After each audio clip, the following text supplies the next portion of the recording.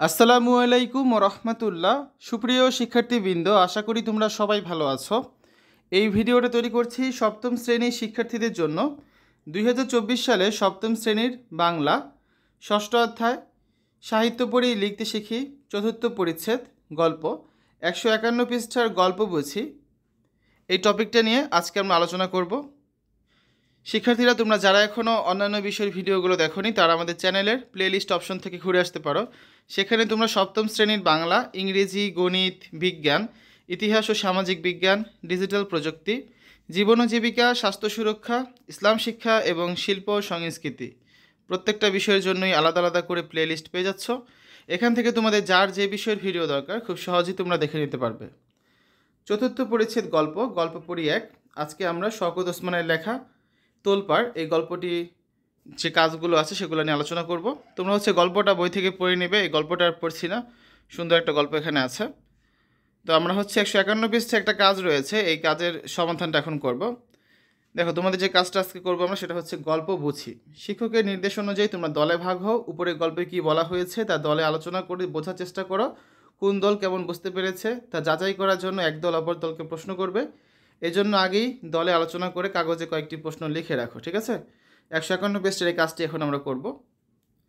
উত্তর: শিক্ষকের নির্দেশ অনুযায়ী তো আমরা ক, খ ও গ দলে ভাগ হলাম। তোলপাড় গল্পে যা বলা হয়েছে তার নিচে আলোচনা করে বোঝার চেষ্টা করেছি। কোন দল কেমন বুঝতে পেরেছে তা যাচাই করার জন্য এক দল অপর দলকে প্রশ্ন করব। ক দল: তোলপাড় গল্পটি পাঠের উদ্দেশ্য শিক্ষার্থীদের মুক্তিযুদ্ধের চেতনায় উজ্জীবিত করা। মুক্তিযুদ্ধ বাংলাদেশের সবচেয়ে উল্লেখযোগ্য ঘটনা। এই যুদ্ধে পাকিস্তানিদের অত্যাচারের দৃশ্য দেখে একজন কিশোর কীভাবে তাদের প্রতিরোধ করার জন্য সংকল্পবদ্ধ হয়, তোলপাড় গল্পে তাই ব্যক্ত হয়েছে।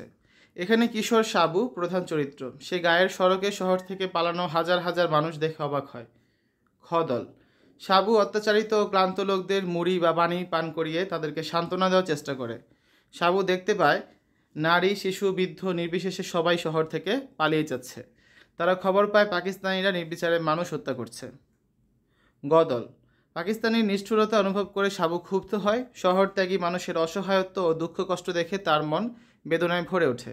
পাকিস্তানিদের প্রতি তার ঘৃণা বাড়তে থাকে। তাদের অত্যাচারের মোকাবিলা করার জন্য তার কিশোর মন আন্দোলিত হয়ে ওঠে। এবার দেখবো আমরা দলগত প্রশ্নাবলী। কোন দল কেমন বুঝতে পেরেছে তা যাচাই করার জন্য এক দল অপর দলকে প্রশ্ন করবে, যা নিচে উল্লেখ করা হলো। ক দল: 1. কে মা মা চিৎকার দিতে দিতে ঘরে ঢুকলো? 2. জৈতুন বিবির ছেলের নাম কি? 3. সাবুর মায়ের নাম কি? 4. কারা ঢাকা শহরে গুলি করে মানুষ মারছে? তারপর খ দল: 1. ঢাকা শহর থেকে গাবতলী গ্রামের দূরত্ব কত? 2. জৈতুন বিবি কি ভেজে রেখেছিল? 3. পৌর নারীর নাম কি? 4. মিসেস রহমানের বাড়ি কোথায়? গ দল: 1. কার রক্ত টকবক করে ফুটতে থাকে? 2. সাবুর গ্রামের নাম কি? 3. তোলপাড় গল্পের কেন্দ্রীয় চরিত্র কোনটি? ঠিক আছে, এটা চরিত্র হবে। তারপর 4 নম্বরে কি আছে? সাবুর বুকে তোলপাড় শুরু হয় কেন? তো শিক্ষার্থীরা, এই আজকে আলোচনা। আমরা আগামী ক্লাসে 152 পৃষ্ঠায় যে কাজটি রয়েছে বলি ও লিখি, তোলপাড় গল্পটি নিজের ভাষায় বলো এবং নিজের ভাষায় লেখো, এটা নিয়ে আলোচনা করব। এতক্ষণ তোমরা দেখলে সপ্তম শ্রেণীর বাংলা বইয়ের ষষ্ঠ অধ্যায় সাহিত্য পড়ি লিখতে শিখি 151 পৃষ্ঠার সমাধান। আশা করি ভিডিওটা তোমাদের কাছে ভালো লেগেছে। পরবর্তী পর্ব দেখার আমন্ত্রণ জানিয়ে আজ এখানে বিদায় নিচ্ছি। আল্লাহ হাফেজ।